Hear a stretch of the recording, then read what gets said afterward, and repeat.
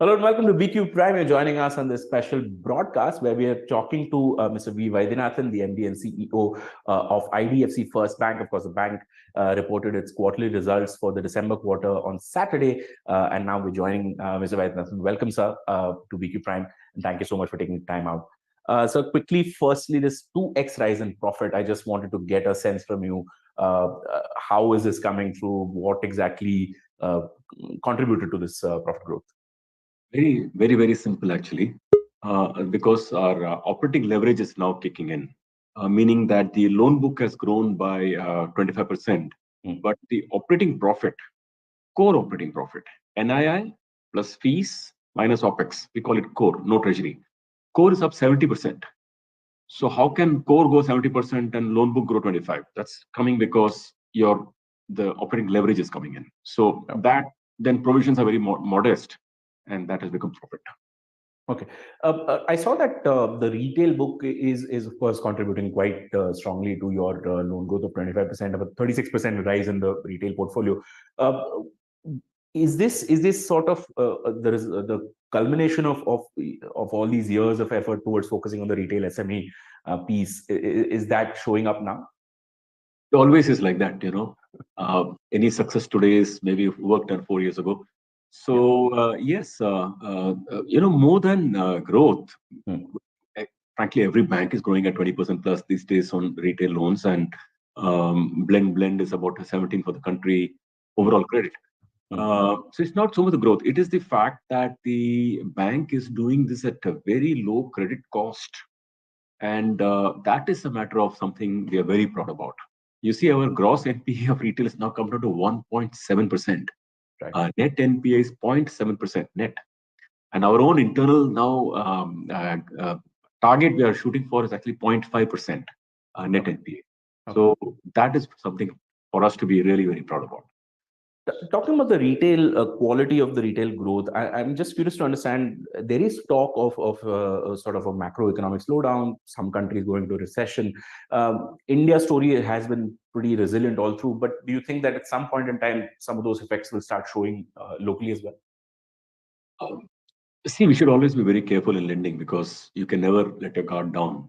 But one very important thing to note is actually India has gone through 5 distinct credit, let me say, crisis over the last 12 years, to my memory. 10 to 14 was that economic slowdown of the interest rates rising and all that.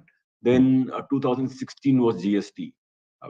2016 was the demonetization. It's a big event.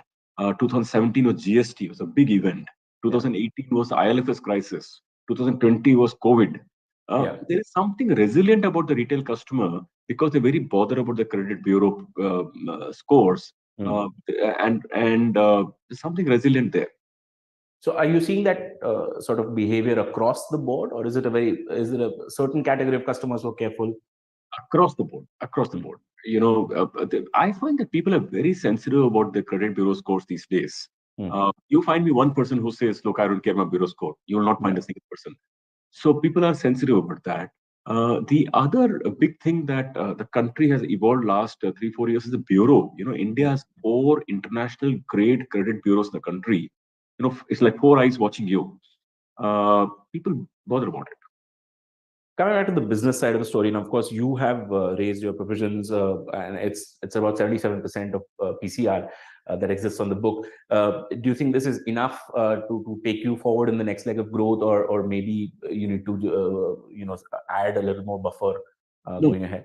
77 is pretty good. On the retail side, people normally keep on the wholesale side, but on the retail to keep something like top class standard. But the more important thing is that we find the need for, we intend to stay this way. We're not going to drop our guard at all. Once we achieve this sort of a provisioning coverage ratio, we don't come down. But the important thing is that our provision requirement as such, these days, hold your breath, is as low as just 1.2% of the average book. Now, annualized. Now, I think that's pretty good actually for the kind of business we do. Coming to the liability side of the story now, of course, you've had good growth on the customer deposits, and I know that you're actually reducing your bulk, so it's largely retail fixed deposits that's adding to this growth. But the CASA front, you saw a bit of a shrinkage, and this is not just for IDFC First; it's for many private banks across the system. Since there is so much fight for CASA now, larger banks coming into the play to try and attract customers. How far do you think this war for deposits, as some analysts put it, how long do you think that will last? It'll last a while, because you see the credit growth is coming at 17 and your deposit is growing at 10 or 11. Yeah.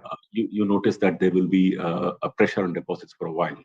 But that's a good thing, because there'll be enough competition and people will put more efforts to get the deposit and so on. From our bank point of view, we are really very happy with our deposit growth.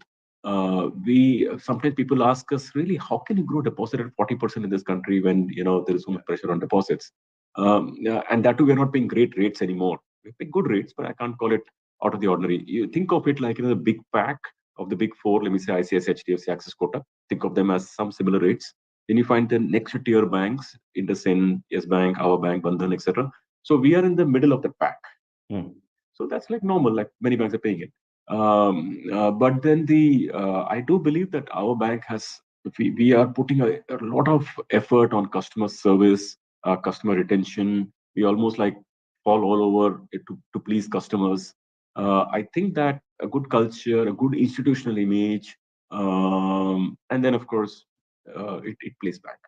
It pays back. Yeah, I was just about to come to that. So, how much do you think interest rate versus? Interest rate was obviously necessary. People do want better returns considering the inflation. But how much do you think customer service plays a role into ensuring that your deposit growth is higher than your peers? Very. I told you, interest rate we're paying like the market. In fact, our interest rate has come down. We used to pay 7% on the first rupee. Now going up to 10 lakhs, we pay only 4%.